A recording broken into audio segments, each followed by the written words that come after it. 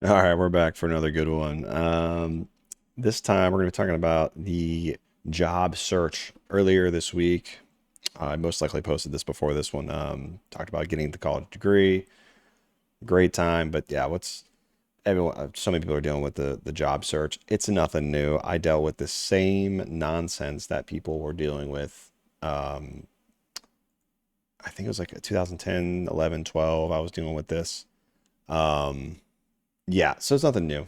It's just when you get really bad market cycles, the economy starts to like kind of dip. Everyone's gonna start dealing with this guy's story is really rough though. Let's see. It's a little bit long, so I might try and cut it short. So see what he has to say. Now I need to talk about the job market. So I've been on the job hunt now for about 4 months. I'm looking for better pay, more flexibility, work from home, things like that. Simple, right?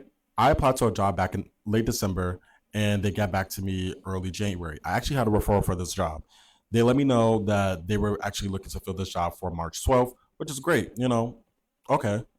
So towards the later end of January, I had my first round call. It went great. Made it to the second round. The second round went great. He gave me tips to make it for the third round and what they were going to be looking for.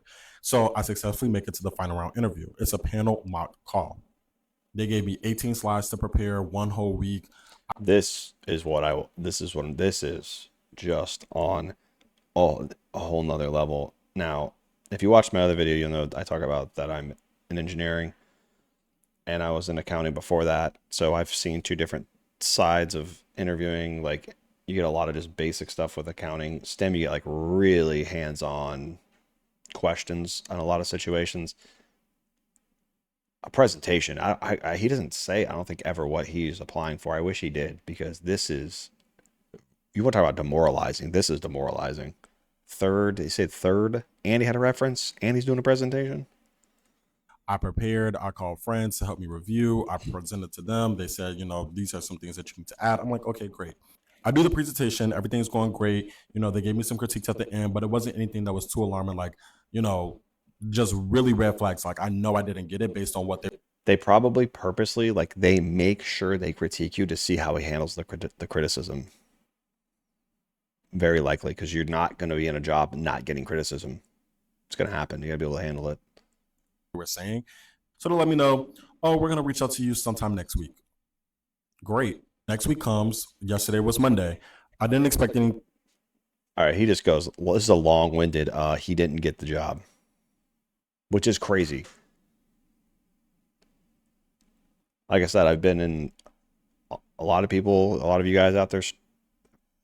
We I've been there, and it's demoralizing. This is one of the worst I've seen. I mean, I've gotten to a third round, but I'd have to do a presentation, and I basically was told I got the job, and then I didn't get the job, which happens to people all the time. This is I don't know. This is crazy. Maybe this is more common than I'm familiar with. Like, I don't know what field he's in. Like I said, I don't really know. But yeah, that is a ton of work. I mean, applying for the job and then going to the interviews, and then this is just a really complex interview process for him. Talk about draining. Imagine if you're doing this 100 times. It's crazy. I mean, at least he got to that far in the interview process. But man, you think that's like I don't know. Yeah, yeah, it's rough. It's rough. But anyways, let's see. What do we got next here? I'm a few minutes early to my third and final interview for a position, and I am a fresh graduate. And I just want to come on here and give a little bit of insight to that's so cute. You thought you were going to get the job, and you thought you were qualified to give people advice. So apparently, I don't know if that I never found if she actually did that full video. She must have. She must have to post it at some point about how she was like certain she got the job. Feels bad. I've been there. Like you, like oh, I definitely like. There's no way they're not going to hire me. That happens. Like I said, I've had conversations with who I'm going to work with at the end of an interview, and I think that was the end of it was either the end of the second interview or third interview that happened. And then they called me back for additional one. I almost want to say it was my fourth interview because when I told the guy that I was meeting with the last time that it was like my fourth interview or third, he's like, you've been here 4 times. And because like what I think happens in those situations is you have a group of people hiring that are not in charge of making the final decision. And then when it goes to that person, they're like, no, we're going to go with this guy, not this guy. So I think that's what happened there. Very weird. And this might have happened with her. frustrating because, as she said, I think she said she's just straight out of college, which is, it's tough to get your first job. Try to intern if you can. Look what you got today. Yeah.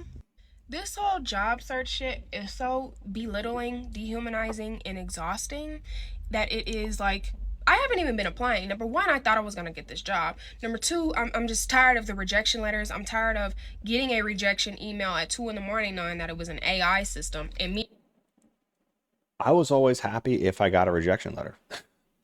Is that is that too much? I mean, is that ridiculous? Yeah. I mean, most of the time you don't get a rejection letter. At least they're giving you auto. I think she's the one that talks about this later about that. No, that's a different video. It talks about how they're required to send out. They're required to the look at and respond to applicants. Yeah, I was always happy. If I got a rejection letter, I'm like, all right. This is unfortunate though. I mean, I'm sure a ton of you guys are in this position where you think you got a job and then you stop applying and then you're like back. You set yourself back. So then you just like ramp up again. It's terrible. Me knowing if a human would have saw that, I'm definitely qualified at least to be spoken to once. I'm tired of There's so much to say about you have to, if you are in a competitive field, like some basic business field, something of that matter, you're not the only one qualified. There's probably hundreds of you that are qualified to get the job. And I don't know if I want to go on this tangent. I have a buddy who does hiring and he has quite the insight on that situation, but I'll probably talk about that a little bit. Let's finish seeing what she has to say. unprofessional recruiters who call you, and I'm gonna pass your information along to the hiring manager. Make sure that you're looking out for an email. Never get an email. Never hear from anybody. I am tired of all of it. I'm tired of going on LinkedIn and seeing a post that was posted, not even kidding when I say this is no exaggeration, about 5 minutes ago. I'm tired of seeing them have over 100 applicants. I'm tired of going on job postings, reading job descriptions, and be like, yeah, I got this. Going to the end, 3 to 5 years of experience. Some of them even say internships don't count. Okay, so those 3 internships that I have that equate to over 2 years of experience. Two things. Always check your qualifications first. Like whatever. I don't know if she was not able to check the qualifications before she started applying. I go straight to qualifications. I read what the skill sets are needed. I want to see what years they want, because they will literally keyword filter you on skill set and years of experience. You won't even get to it because they have to. If they have 1,000 resumes, they have to filter you. They cannot. It costs the company money for eyeballs on those things, so they got to filter you. I heard a story once, and this was like obviously way back in the day, like that when applicants would handwrite their application, he either didn't like blue or black ink. So anyone that had written in blue, like let's just say whatever, he hated blue ink. If you wrote your application in blue ink, he just threw you in the garbage because he didn't want to read blue ink, and that was his filtering process. Obviously, you're not getting that today, but if you can check those, go check those immediately. Like you don't, yeah. So, anyways, Based on my resume, whether I did them or not, those don't count. What? So that first. Yeah, well, an internship is not. Yeah, I don't know. Yeah, I don't know how I feel about that. Internship is really just getting you, and basically will help you get into an entry level job. She's saying, well, yeah. So an entry level job is an entry level job. If you have an internship, you can get it. You should be able to get an entry level job with it. You're not getting a 3 to 5. If you have a 3-year internship, I don't know. That's a hard one actually.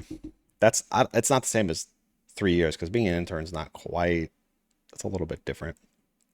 But yeah, an intern, like she's talking about a non-entry level positions, 3 to 5 years, not entry level. If you're applying for an entry level job and you have an internship, that should really help you there. Always try to intern if you can. First clip, yeah, that was my first time getting to the final stage, the final interview. After sending in at least, I've applied to about 400 jobs in the last 2 months, 3 months, whatever. I started in October. 4 months. When I tell y'all I could have sworn I got that job, this lady walked me out to my car. We was sitting there, for an hour, not even really talking about. That's what I'm talking about. I've been there. feels terrible. And they probably didn't even tell her like what happened. They just ghost her, most likely. The position, not even really talking about my experience, just talking, being cool, just getting to know each other. What happened? And I bet you, because I'm going to ask her, I'm about to send her an email and be like, thank you for your consideration. I would really like to know, why did you move on to another candidate, considering I felt as if I had the experience and, developed a fairly cool relationship with you. Why did you move on? I can almost guarantee you she's going to say years of experience. I don't understand why it is so difficult for people who are fresh out of school to find something that's not fucking Subway. And even they don't. I talked about this in my other video that I should be up now. When I came out of school, I walked into a CPA office. This is my accounting degree. I hand delivered my resume to him and told him I would work for free. That's what I had to do. I didn't work full time for free, but I worked a couple days a week to get some experience doing what he was doing. And then another CPA firm saw that I was working for free and they liked that. They're like, wow, this guy really wants to work. And then she picked me up a couple months later. That job was hell. And ultimately why I ended up going back to school for STEM. I talk about this a lot in my other video. Just check it out. Anyways, I think she's pretty much done here. Yeah. She sent that email. I guarantee she didn't get a response. And if she did, it was some generic like, oh, we talked to the other managers and we decided that we had someone else that was just a little bit of a better fit. That's it. Or they hired someone internally. That happens, by the way, too. Someone internally wanted the position and they just went with that person. So let me do one of these. Let's not do it. Let's see. Let's check out this one. See a career counselor last week and they told me why, even though I'm applying to jobs that I am qualified or overqualified for on Indeed, I keep getting rejected. So being overqualified is not always the best thing. People think it's like, oh, I'm overqualified for this job. It's not good. That's not. So interesting story. I used to work before, like when I was going to school the first time, I used to work in banquets. I worked with this chef that was there who's been working as a chef for like 30 years. This guy was like 60 in his 60s. And he told me he would have to lie on his resumes down. He would take stuff off because he had too much experience doing a bunch of crazy shit. So yeah, having a lot of experience is nice, but don't go in like, don't go into a position that is way down and expect to get it. You can try to get the job if you need the job, but like in some cases it's not always that good. So apparently, on Indeed, jobs and recruiters get charged for every application that they don't respond to. So they said if they get 50 applications, they might just pick the top 20 and then auto-reject the rest of them so they don't get charged that fee. So this is interesting. This is the effect of trying to place policy to combat the issue with applicants complaining about not getting responses. So their normal thing would they would select 20 people and not even respond to the other ones, but they just put a policy in place that you have to respond. And now they're just like, okay, whatever, we'll just send out this thing it's just auto responses. Like, who cares? This goes to one thing I mentioned earlier. My buddy, he does hiring for one of his company, and he complains about they get tons and tons, just like hundreds, like people have talked about, of applications, but most of them, these people are just not like, they're not even close to qualified for what he's looking for. And so this hurts other job applicants because he has to go through these and waste his time, and it just makes him like, he really has to filter hard because he has so many people like this. He says it was such an interesting perspective listening to him talk about hiring people, because it's just, even from that perspective, it's very, because you put in a lot of time, a lot of effort, and you get to the end and they're just not what they say they were. This happens a lot. So this is it was really kind of like refreshing for me to listen to him talk about the whole hiring process from his perspective, and how people just submit resumes, even though we're not even close. And it's like, it's like I think it's the other girl I was talking about. In 5 minutes, there's 100 applications. Most of those people are not qualified for that job, and people have to look at it. So it's just a massive detriment to everybody else. That's why there's filtering in place. That's why when you're qualified, you're not getting calls, because you're somehow getting groups filtered with all these other people that are just not qualified for the job. It's crazy. Genuinely sick, so like you have to go and apply on the company website, even though the process is way longer. You probably won't hear any. I agree with this, and yeah, it sucks. It's terrible. It takes an hour to apply for the company website. I have found though that the company websites will store your information, so I will just keep going to company websites. Like I'll stop going to Indeed. Like I'll have a bunch of companies that I'm applying for. I'll save all my information on them, and just check their boards, and then check like Indeed. That's what I did. Anything back anyway. Like that's your best chance is applying on the company website. Because I'm not kidding you, I have a bachelor's degree in political science, and like I've gotten denied from Taco Bell and Burger King. And like I was starting to get really fed up. I was like, I have a bachelor's degree, like why will not even Taco Bell have? That is crazy if that is true. That is wild. That's hard to believe, to be honest with you. Is the job market that bad? That's okay. Yeah.